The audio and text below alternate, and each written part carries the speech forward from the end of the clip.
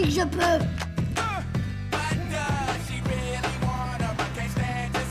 Et ben maman a dit que je peux. Et ben maman a dit que je peux.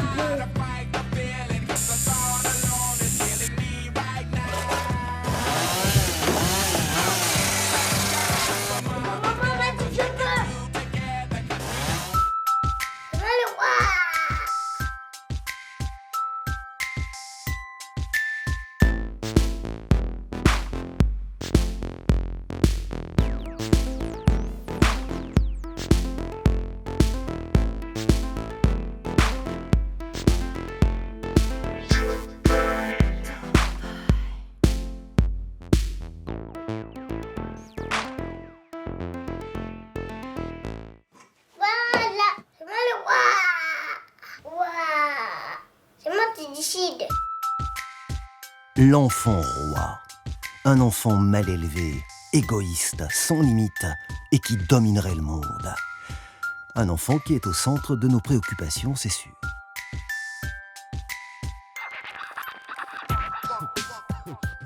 Quand on dit d'un enfant que c'est un enfant roi, c'est rarement pour lui faire un compliment. L'enfant roi, c'est celui qui passe avant les desiderata de ses parents. Le petit monstre dans le magasin qui veut absolument les bonbons, qui se roule par terre en hurlant. L'enfant roi, c'est toujours l'enfant de la voisine, c'est toujours l'enfant de la sœur ou du frère, c'est toujours un enfant qu'on a croisé une fois dans un train. C'est l'enfant roi qui gouverne et qui inverse les rapports et qui est roi de ses parents. Ça. Le Zorro? Non. Le cosmonaute? Non, ça.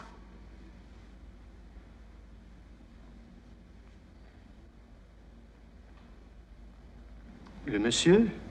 Oui. Non. C'est vrai que les enfants sont aujourd'hui plus écoutés, plus choyés. C'est vrai aussi qu'il existe des enfants capricieux qui parfois dépassent les bornes. Mais un enfant roi, un enfant qui déciderait de tout du haut de son trône, est-ce que ça existe vraiment ? Je dirais que c'est le monstre du Loch Ness. On l'a jamais vu vraiment, on sait pas trop qui c'est, on en parle beaucoup, il fait très peur. On sait que si un jour on tombe sur lui, il va vraiment nous effrayer, qu'on va passer un très mauvais moment. Mais finalement, on l'a jamais vraiment rencontré. Mais alors pourquoi jouerait-on à se faire peur avec ce tyran domestique imaginaire ? Si l'enfant roi est un mythe, quelles angoisses cachées révèlent sa soudaine apparition ? Que dit-il de notre peur de mal faire, de mal élever, dans un monde où non seulement la famille a changé, mais où l'enfant lui-même est devenu une personne presque comme les autres ?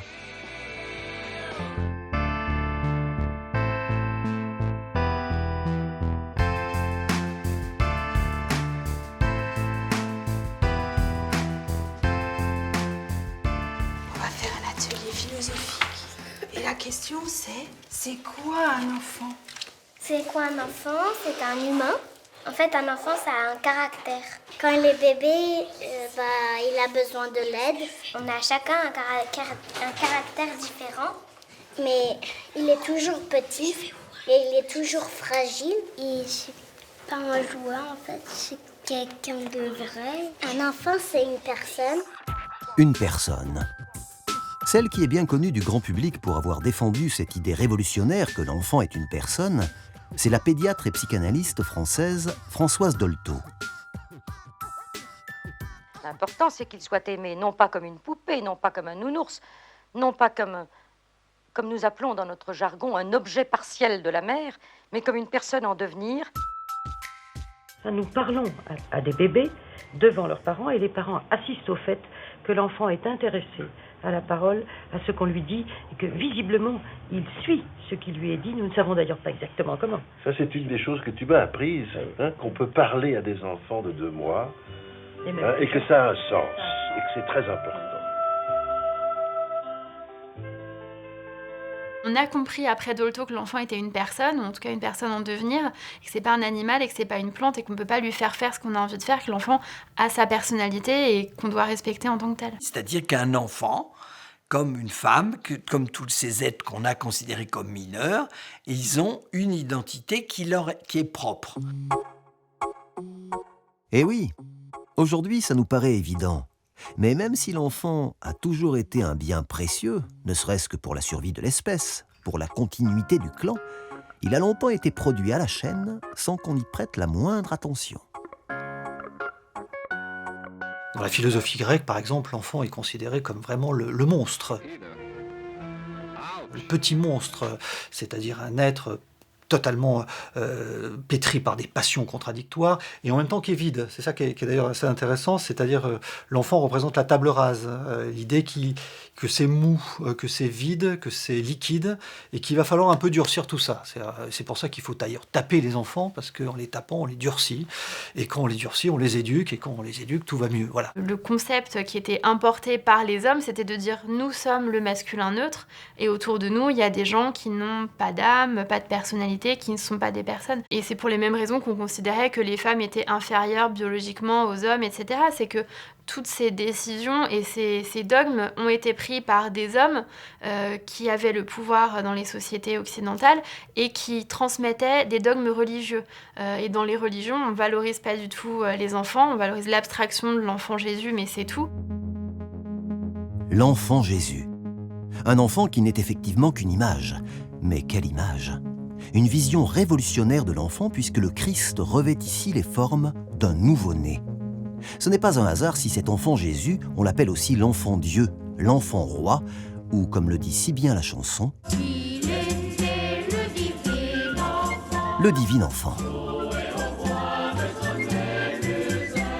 Le salut de l'humanité vient d'un enfant.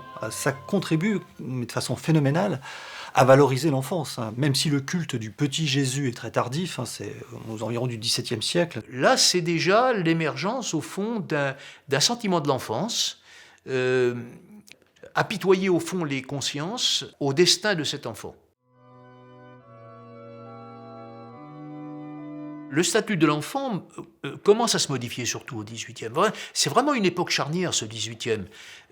Cette époque des Lumières, en fait, cette montée de l'individualisme que l'on sent venir depuis la fin du Moyen-Âge, déjà. Hein. C'est à partir de Rousseau qu'on va considérer effectivement que l'enfant est un être qui a une valeur, non pas simplement comme préparation à la vie, ce que dit Rousseau d'ailleurs, mais comme vie. C'est-à-dire l'enfant est un être humain. Mais si l'on hésite à voir l'enfant comme un être humain, un vrai de vrai, c'est aussi qu'à cette époque, arriver jusqu'à l'âge adulte, c'est encore un peu un coup de chance.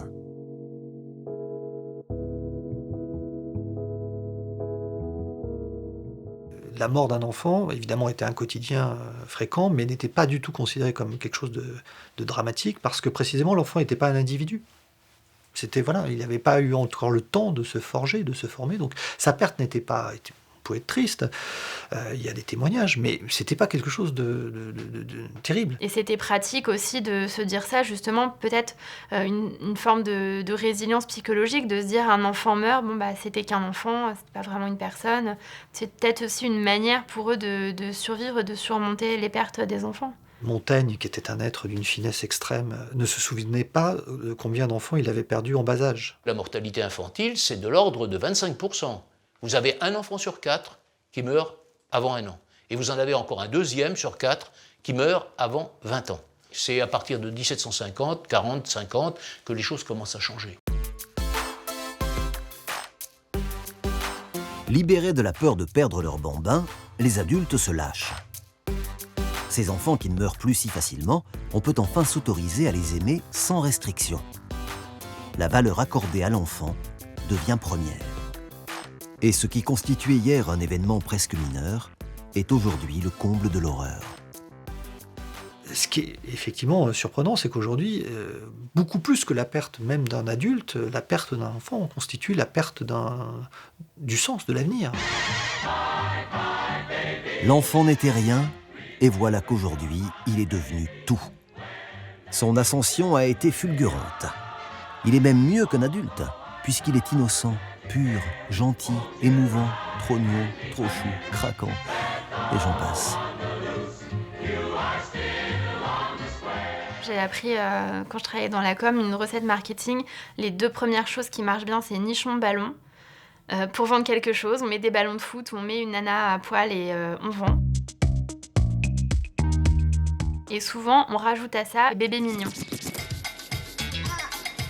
Ça déclenche de l'endorphine, des hormones d'attachement, des hormones de « oh, il est trop mignon » et du coup, ça donne quelque chose de positif, de mignon, de pur, de naïf.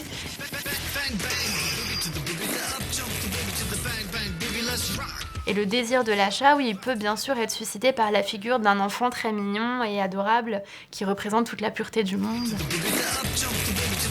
Mais si l'enfant nous fait fondre, c'est peut-être aussi parce qu'il est désormais le fruit du désir. La libération de la femme avec l'accès à la pilule et à l'IVG est passée par là.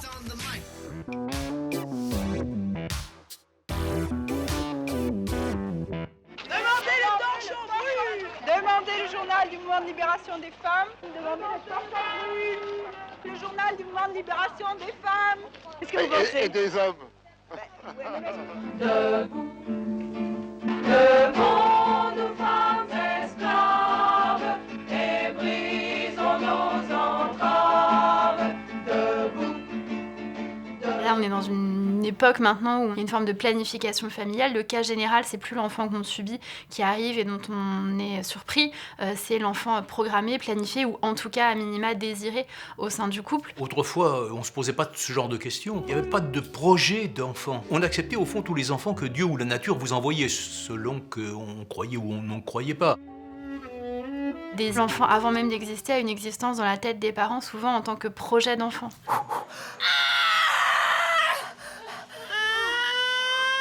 Ce n'est plus un enfant parmi d'autres. C'est cet enfant-là en particulier. Celui que l'on découvre via les échographies. Celui avec lequel on communique alors qu'il n'est pas encore né. Et celui qu'on se plaît à présenter avant même qu'il n'ait vu le jour.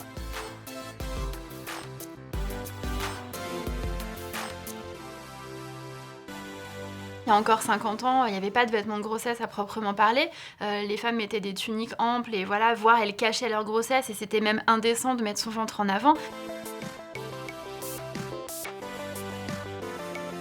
Maintenant, on a plein de t-shirts, 9 mois, c'est pour bientôt, garçon, fille, don't touch, des cœurs, des ceintures de grossesse pour souligner le ventre, des habits, des lignes de mode spéciale grossesse. Je pense que pour plein de femmes, c'est important effectivement d'affirmer cette identité et d'affirmer la fierté de mettre bientôt au monde un enfant. Témoin de ce basculement des mentalités, la baby shower.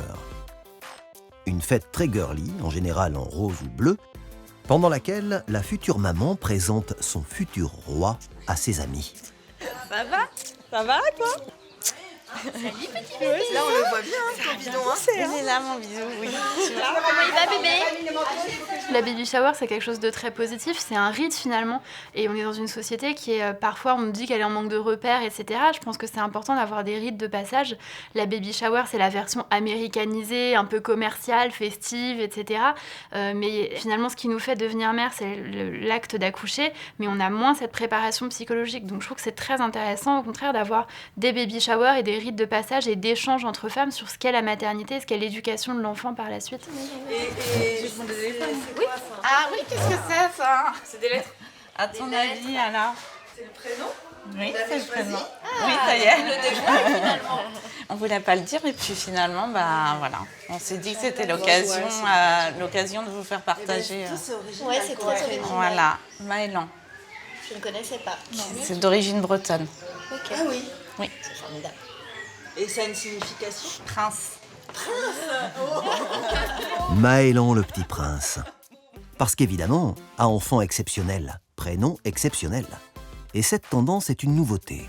Au XVIIIe siècle, les prénoms qui sont donnés aux enfants sont des prénoms, j'allais dire, très traditionnels. Une même famille fonctionne toujours sur un stock extrêmement réduit de prénoms, qui sont toujours à peu près les mêmes qui reviennent. Ben oui, puisque ce sont les noms des grands-pères et des grands-mères qui sont donnés aux petits garçons, aux petites filles. C'est Jean, c'est Joseph, c'est André, c'est... Mais pour les filles, c'est Marie, c'est Anne, c'est toujours les mêmes prénoms avec les mêmes références, les mêmes connotations bibliques. Donc ça revient quand même à cette structure circulaire de l'existence, perpétuer finalement la lignée.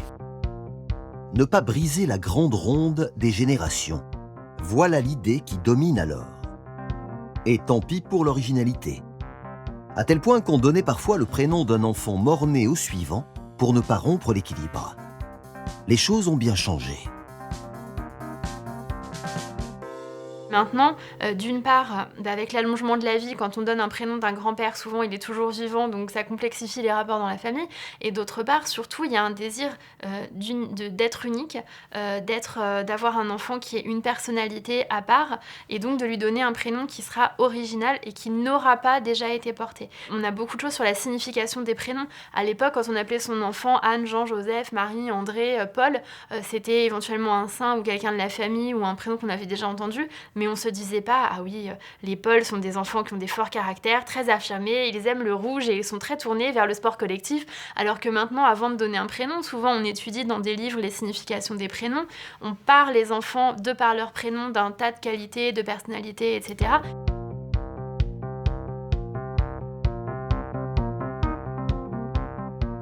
J'ai une amie qui a appelé ses enfants Serena des tempérances. Elle veut sans doute que ses enfants soient calmes, peace, sereins, etc. On projette des choses dans ce prénom qu'on ne projetait pas du tout il y a encore 2 siècles. Alors, comment on va l'appeler ce petit garçon? Tiens, Jules. C'est pas mal, Jules, non? Ou alors José, c'est bien aussi, José. Mais si tout le monde veut donner un prénom unique, bien souvent, il n'est pas si unique que ça. Pas si mal, Paul. Jean-Paul. Va pour Jean-Paul. Le prénom, malgré les efforts des parents, reste le témoin d'un milieu socio-culturel ou d'une époque. En 80, les filles sont des Céline.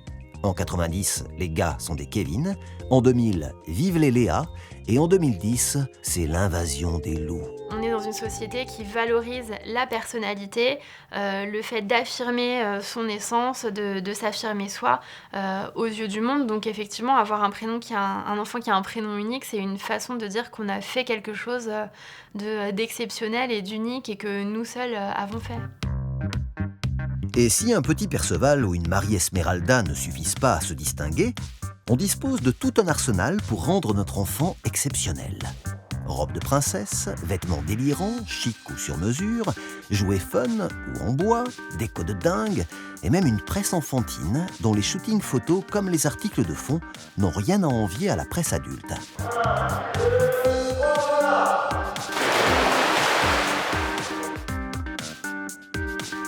On consomme allègrement en disant qu'on veut le meilleur pour notre enfant. Mais est-ce qu'on ne veut pas un peu aussi, dans notre société fondée sur l'image, le meilleur pour nous?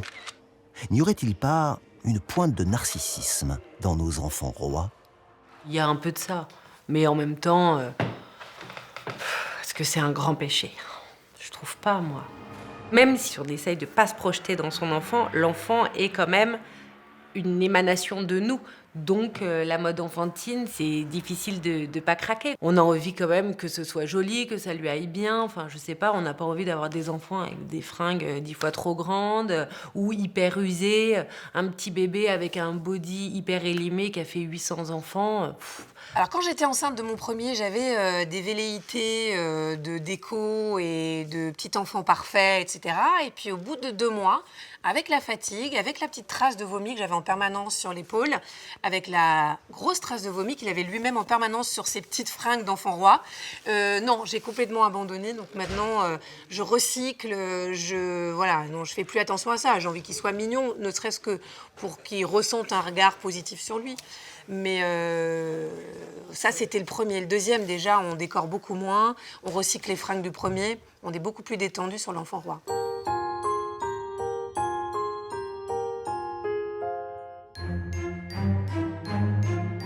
Alors l'enfant roi, ce serait ça? Un enfant du désir surinvesti? Mais cette place de premier rang a peut-être aussi à voir avec l'effondrement du modèle familial traditionnel. What do these sounds mean? They mean it's time for father to go to work. Car oui, rappelez-vous, avant la famille c'était simple.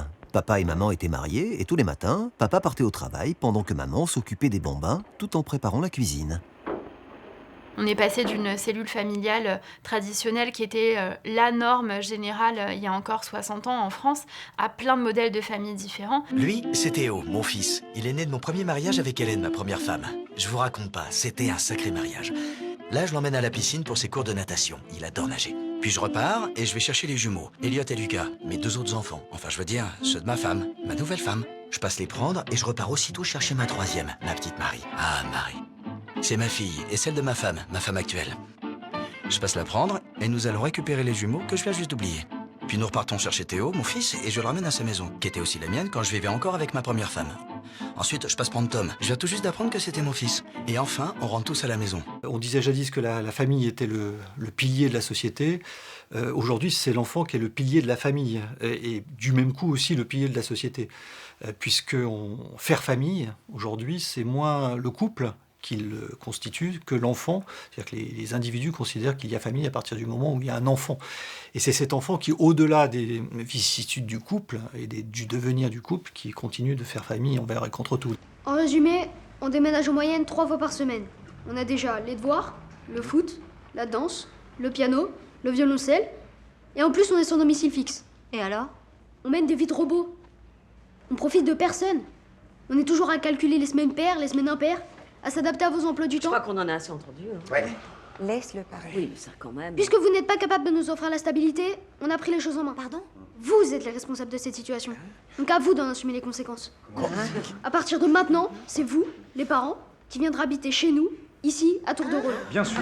Il y a aussi la redéfinition des rôles, puisque le travail des femmes dans un cadre reconnu, payé, salarié, contextualisé, etc., et de plus la carrière des femmes, le fait que ce soit possible pour les femmes d'évoluer professionnellement, c'est très récent au regard de l'histoire. Eh oui, maman n'est plus cantonnée à la cuisine et papa s'occupe régulièrement des bambins. Tout irait presque pour le mieux dans le meilleur des mondes s'il n'y avait pas cette satanée culpabilité.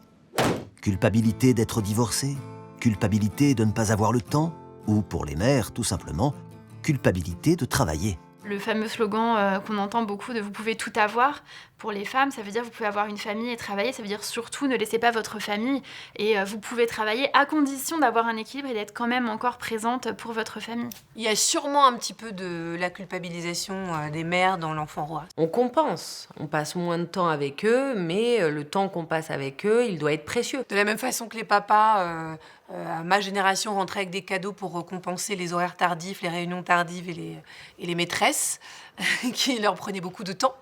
Aujourd'hui, je crois que les mamans qui travaillent, effectivement, peuvent se dire, bon, bah voilà, au moins la moindre des choses que je doive à mon enfant, si je suis pas là pour l'éduquer, c'est au moins d'être sympa et de le valoriser, etc. Ces parents qui culpabilisent sont une vraie aubaine marketing. Pour eux, le dieu de la consommation a créé des activités intelligentes, drôles et épanouissantes pour les bambins. Plus un mercredi ou un week-end où on laisse les petits s'ennuyer seuls à la maison.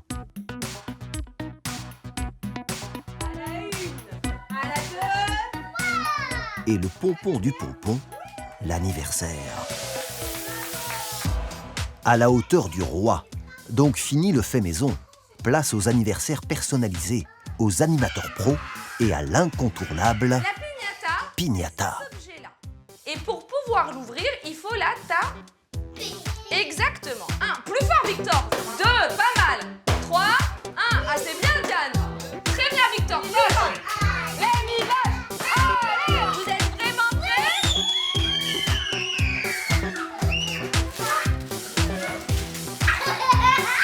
Il y a aussi ce côté-là, un petit peu compétition entre les enfants.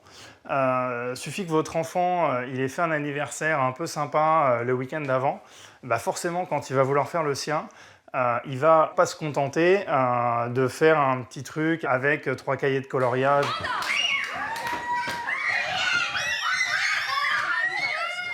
Et puis peut-être que ça fait aussi un peu peur aux parents de gérer 10 petits monstres masqués.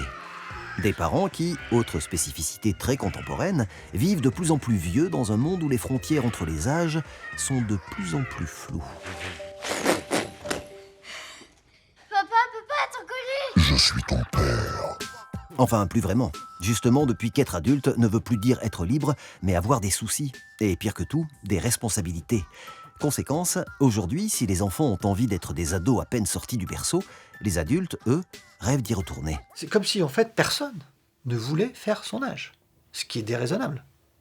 Alors que jadis, l'âge nous faisait.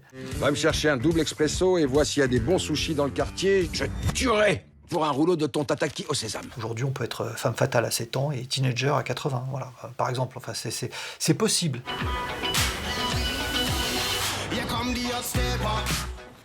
L'adulte est un élément vraiment très très difficile à définir aujourd'hui parce qu'on a le souvenir d'une période où c'était très clair. 1896, Léon Bourgeois, ministre de l'Éducation, réfléchit à l'enseignement secondaire. Il dit être adulte, c'est être père de famille, soldat, citoyen. Il manque quelqu'un, vous le remarquez, c'est effectivement la femme, qui n'est pas à l'époque considérée comme un adulte. Et c'est très récent, c'est la grande nouveauté. Adulte, c'est dans une société traditionnelle le rite d'initiation. C'est la société qui décide. Les rites initiatiques ont définitivement disparu. Donc, l'entrée dans l'âge adulte, c'est quelque chose qui reste relativement flou. Ce n'est plus une étape sociale. Et faites l'expérience autour de vous, posez la question à votre entourage, à quel âge vous êtes-vous senti adulte ? Rares seront ceux qui diront 18 ans. Mais moi, sur le fond, par exemple, j'ai beaucoup de mal à répondre à cette question. Moi, j'ai eu une éducation particulière, je me suis sentie adulte très très tôt. Moi, mon critère, ça a quand même été, si elle en prenait un, c'est quand même le fait de quitter la maison. C'est-à-dire de me retrouver quand même dans une chambre tout seul. Oh, c'est un gros truc pour moi.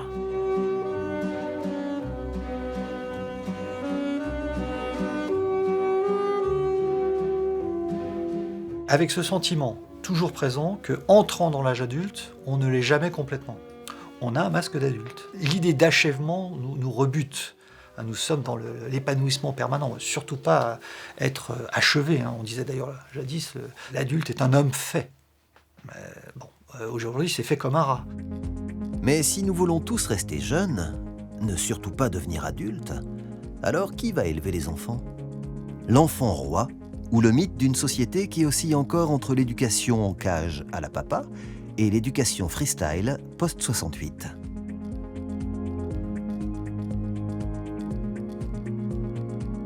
Être parent, on a l'impression que pour bien exercer ce métier très ancien, il faut un doctorat de psychologie, 4 doctorats de médecine, le BAFA pour occuper les enfants, et que même avec tout ça, on ne va pas y arriver. Et en plus, on regarde dans la presse et on apprend qu'il faut les coucher debout, assis sur le côté, et à chaque fois les choses changent. Donc on a l'impression qu'il faut être un expert. Alors, à l'école comme à la maison, face à l'avalanche de conseils, parfois contradictoires, il faut trancher. Et il y a ceux qui optent pour une nouvelle éducation, comme ceux qui font confiance aux bonnes vieilles méthodes. Mais la France est caractérisée assez bizarrement par un modèle nostalgique de la puissance, de l'autorité. Dans le président de la République, on cherche un roi. Tant qu'un modèle n'est pas complètement bien redéfini, la nostalgie reste là. Il y a une beauté de 68. C'était la beauté de l'interruption, la panne, les automobiles qui ne marchent plus, les gens qui lèvent la tête, qui se regardent et qui parlent. Il y a une bêtise. C'est la bêtise de la simplification. On a perdu la beauté, mais on a gardé la bêtise. Et on l'a gardée jusque dans l'école. Sur l'école, on a des discours nostalgiques. Mais si on n'est pas à l'avant-garde par rapport à ça. Je pense que l'école d'aujourd'hui est en crise suite à un relâchement qui s'est produit il y a à peu près 40 ans, mais qui a été inscrit dans la loi en 1989, la loi d'orientation scolaire, qui a mis l'élève au centre de l'école et non plus le savoir, donc un peu comme l'enfant roi est au centre de la famille. C'est une erreur. Face aux nostalgiques du bonnet d'âne et du martinet, il y a aussi les alternatifs. Des parents qui essaient de faire autrement, des parents qui testent. Témoin de cette nouvelle façon de penser l'éducation, la multiplication des écoles de type Freinet et Montessori et le véritable buzz autour du livre de Céline Alvarez. Alors comment repenser notre école dès la maternelle ? Bonjour Céline, merci d'avoir accepté de venir ce matin. Vous êtes l'auteur d'un véritable best-seller, vendu à plus de 200 000 exemplaires, Les lois naturelles de l'enfant. Qu'est-ce qui tourne pas rond à l'école aujourd'hui ? C'est que notre école a été pensée sur des idées, sur des valeurs, sur des traditions et non pas sur la connaissance de la vie humaine qui se développe.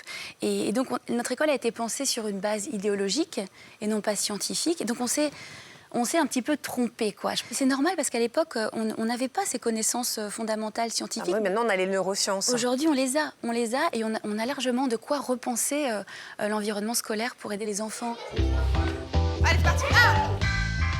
Dans les écoles alternatives, on tient compte de ces nouvelles connaissances scientifiques. Et chaque enfant est invité à apprendre à son rythme et comme il l'entend. On leur propose un environnement qui est différent puisque dans chaque classe, il y a différents univers qui correspondent aux mathématiques, au langage, donc différents univers qui sont susceptibles de l'intéresser et l'enfant de par lui-même s'oriente vers ce qui l'intéresse. Alors que dans le système classique, c'est vraiment un cours magistral et même si l'enfant à ce moment-là il a envie de dessiner ou de faire, on fait ce que propose la maîtresse, alors qu'ici c'est l'inverse.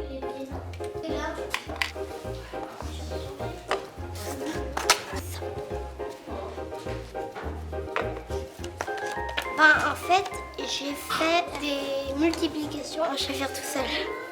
J'ai trouvé 5867. L'accent est mis sur l'autonomie.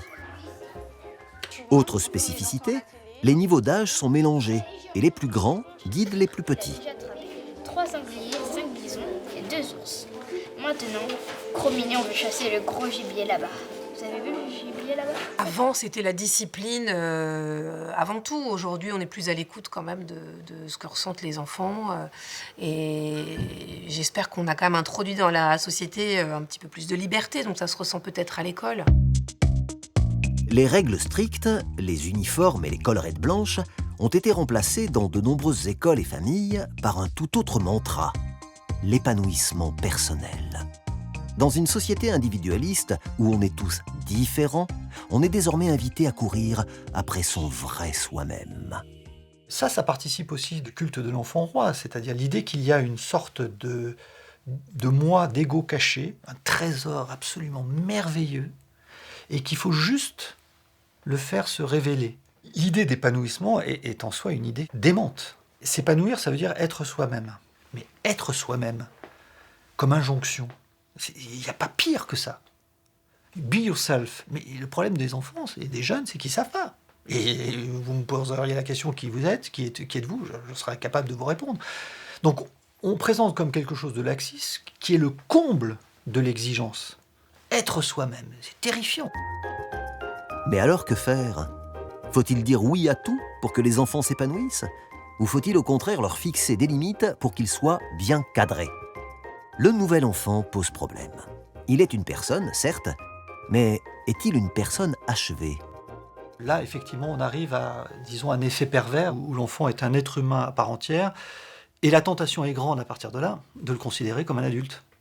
Complet, fini, achevé. Et dans ce cas-là, si c'est un adulte, il n'y a pas besoin de l'éduquer.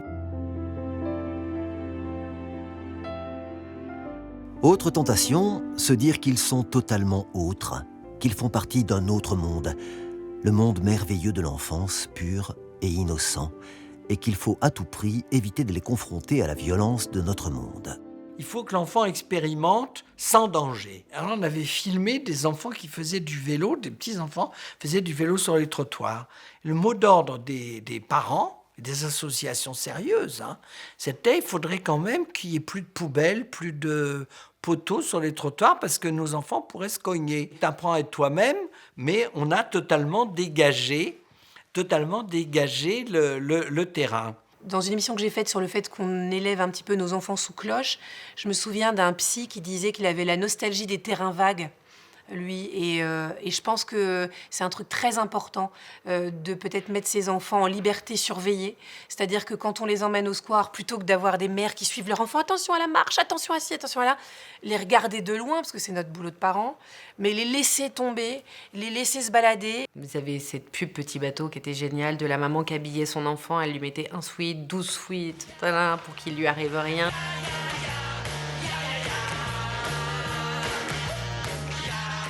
Oui, on les protège quand même. On les protège, mais en même temps, faut nous comprendre. La société est hyper violente. Le problème, c'est qu'avec les réseaux sociaux, avec les kidnappings, avec les pédophiles, avec tout ce qu'on entend, on a fait une génération de mères hyper angoissées. Si on a envie d'entendre un drame par jour sur un enfant, c'est possible. Et c'est ça aussi une des raisons de l'enfant roi, c'est qu'on les surprotège parce qu'on a peur, quoi. Conclusion, pour les parents, il faut maintenant composer avec une contradiction puissante. Mon enfant est une personne comme moi, dont je dois respecter l'autonomie pour qu'il s'épanouisse, et pour autant, il ne va pas s'éduquer tout seul. Alors, où placer la limite? Où est la ligne jaune? Il y a une question qu'on peut poser pour vraiment essayer de trouver ce qui serait la bonne éducation.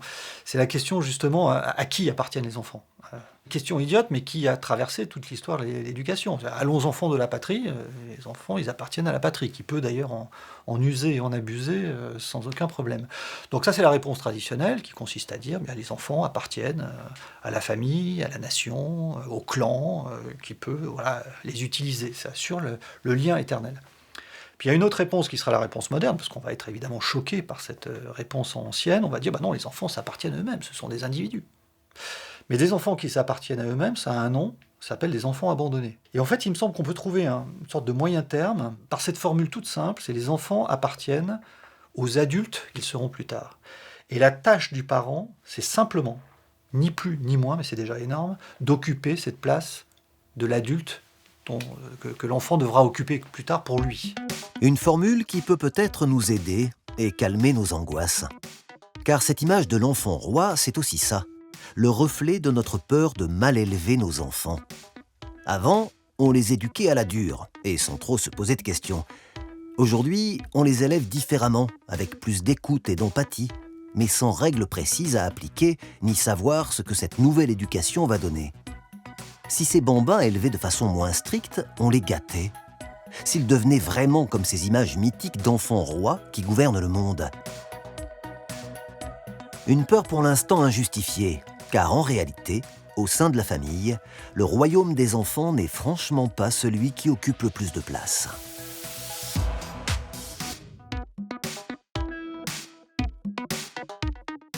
Chacun a le droit d'avoir son royaume. L'enfant est roi dans son monde. La femme a réclamé aussi d'être, à juste titre, aussi maîtresse de son monde, d'avoir son activité, pouvoir sortir le soir, faire un dîner avec des copines ou faire de la musique, etc. et tout. L'homme n'a jamais demandé la permission parce qu'il a été roi par définition, domination masculine. Et donc l'enfant est roi modérément, c'est-à-dire dans son royaume, dans sa chambre. Mais les choses importantes, c'est-à-dire l'avenir de l'enfant, appartient aux parents. Tu as ton royaume, mais justement, les décisions importantes, première langue en 6e, où ça se joue parce qu'il y a des tas de trucs, etc., ça, c'est moi. OK ? En dernière instance, l'enfant n'est pas roi du tout. N'est pas roi du tout. On l'amuse. C'est-à-dire, il a le droit à ses jouets. Mais les choses sérieuses lui échappent totalement. Pas de vrai royaume donc, et encore moins de droits. La France n'est en effet que le 56e pays à avoir signé la Convention internationale des droits de l'enfant, et chez nous, une petite baffe n'a jamais fait de mal à personne.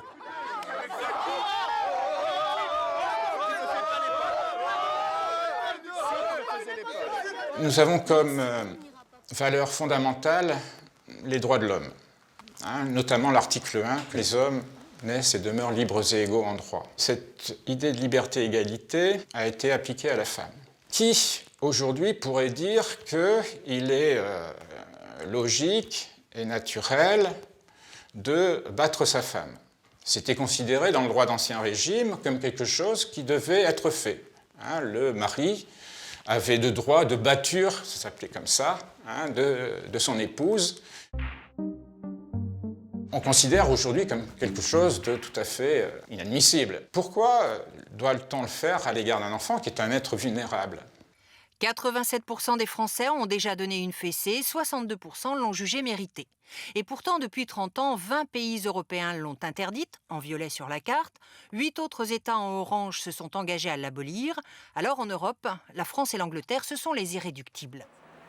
De temps en temps, ça peut être efficace, mais bon, faut pas non plus en abuser. J'ai reçu des fessées, oui. Pas beaucoup, pas avec une fréquence régulière, mais je pense que ça peut être un moyen. Enfin, moi, ça m'a permis d'être plus sage et plus obéissante. Peu de droits et des fessées pour cadrer les enfants de façon efficace. Mais de quoi ont peur les Français ? C'est ce que les sociologues et les philosophes appellent la panique morale. C'est-à-dire, bon, attention, si on prend telle décision, voilà les conséquences qui vont avoir lieu, naturellement des conséquences catastrophiques. Mais quelles conséquences catastrophiques ? Dans les pays voisins, où le royaume des enfants est bien plus étendu, ceux où la fessée est interdite par exemple, le monde ne s'est pas écroulé pour autant. Donner des droits aux enfants, est-ce prendre le risque qu'ils deviennent cette fois-ci vraiment les rois? C'est moi qui décide. Il y a cette crainte-là, cette crainte que l'enfant échappe à notre pouvoir d'adulte. Mais c'est la même raison pour laquelle il y a plein d'hommes qui sont dérangés par le fait qu'il y ait des femmes qui arrivent dans la sphère publique. C'est pas une question philosophique, pour eux c'est une question de simplement on grignote leur pouvoir. Si on est dans un système où il y a un chef de famille qui décide de tout pour tout le monde et que d'un coup on lui dit que bah non, la femme c'est un individu, elle peut voter, et qu'en plus l'enfant va donner son avis sur ce qu'il a envie de faire ou pas envie de faire, c'est compliqué et ça réduit effectivement le volume de pouvoir du chef de famille de base. Est-ce qu'on a intérêt à ce que les enfants aient plus de droits ? Non. On est dans une société où l'enfance et l'enfant comme abstraction est très important. L'enfant, c'est sacré, c'est mignon, on achète des disques, on télécharge des morceaux chantés par un chœur d'enfants parce que c'est formidable, les enfants, c'est pur, etc. Mais on ne supporte pas les enfants en tant que personnes. Il y a même des endroits en France et dans le monde qui sont interdits aux enfants pour préserver le calme et la paix des adultes. Le mythe de l'enfant voleur de quelque chose, il est très présent dans la pop culture. J'ai une surprise pour toi, maman. Le film Esther avec une petite fille qui est diabolique, les enfants Chucky, enfin les poupées, les enfants, tout le monde de l'enfance diabolique qui nous vole quelque chose, Chucky qui essaye même de nous tuer. Tenez-vous bien.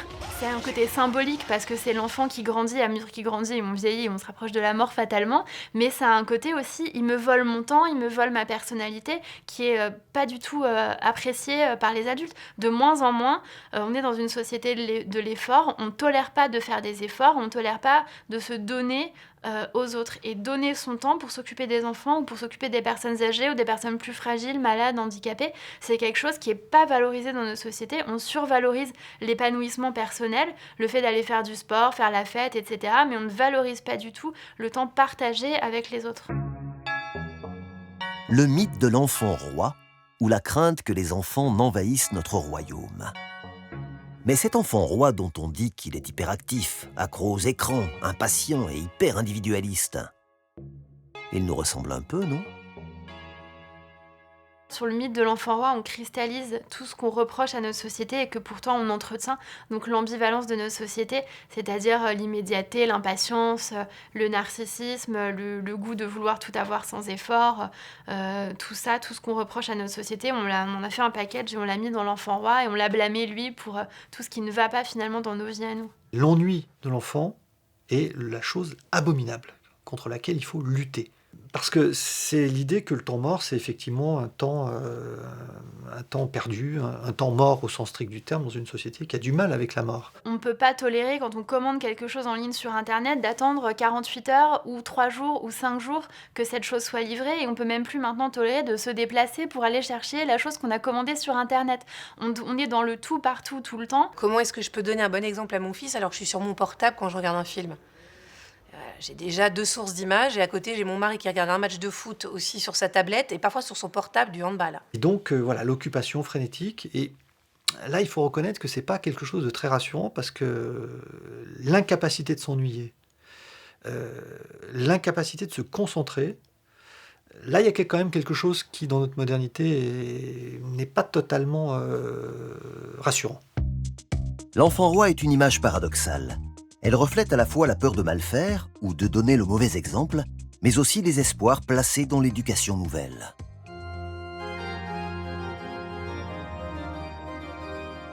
Savez-vous pourquoi vous avez fait des enfants? La question a été posée à 1 millier de personnes par la Sophresse et la réponse est toute simple, ils nous rendent vraiment la vie plus belle. C'est en tout cas ce que pense la majorité des parents interrogés. Faire perdurer la famille dans le temps, c'est ce qui motive encore 47% des Français. Mais pour la majorité, les enfants naissent bien pour illuminer la vie. 60% des parents estiment ainsi qu'un enfant, ça rend la vie de tous les jours plus belle, plus joyeuse. C'est la formidable illusion des temps de crise. Faire un enfant, c'est quelque chose d'un peu métaphysique. Faire un enfant, c'est quelque chose qui nous relie à la chaîne du temps. C'est quelque chose qui donne du sens à notre vie, au sens vraiment très profond. C'est un lien. Simplement, évidemment, le grand danger, c'est de faire en sorte que ces enfants ne soient que ça. Si l'enfant n'est que le sens de ma vie, quel pression pour les enfants, ça va être une horreur. C'est sûr que dans un monde qui est moins spirituel qu'avant, l'enfant, c'est ce qui nous transcende. Il n'y a pas grand-chose qui fait sens à notre vie. Si on ne croit pas en Dieu, si on ne croit pas dans l'harmonie cosmique, si on ne croit pas dans la révolution, si on ne croit pas dans la nation, la seule chose qui donne sens à nos vies, c'est le lien. On se maintient, je pense, dans la vie aussi, parce qu'on parle à des jeunes générations. C'est peut-être le seul privilège du prof, entre parenthèses. Combien de dizaines il y a dans 100? Combien faut-il de 10 pour faire 100?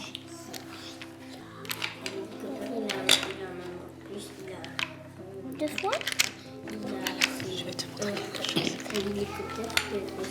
50. 60.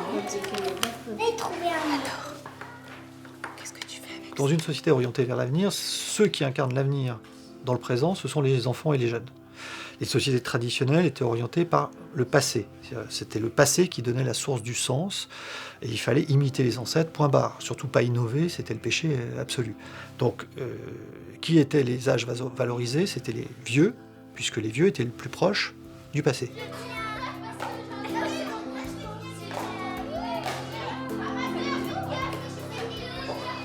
L'enfant est porteur de ce demain qui donne et qui irradie en quelque sorte l'aujourd'hui.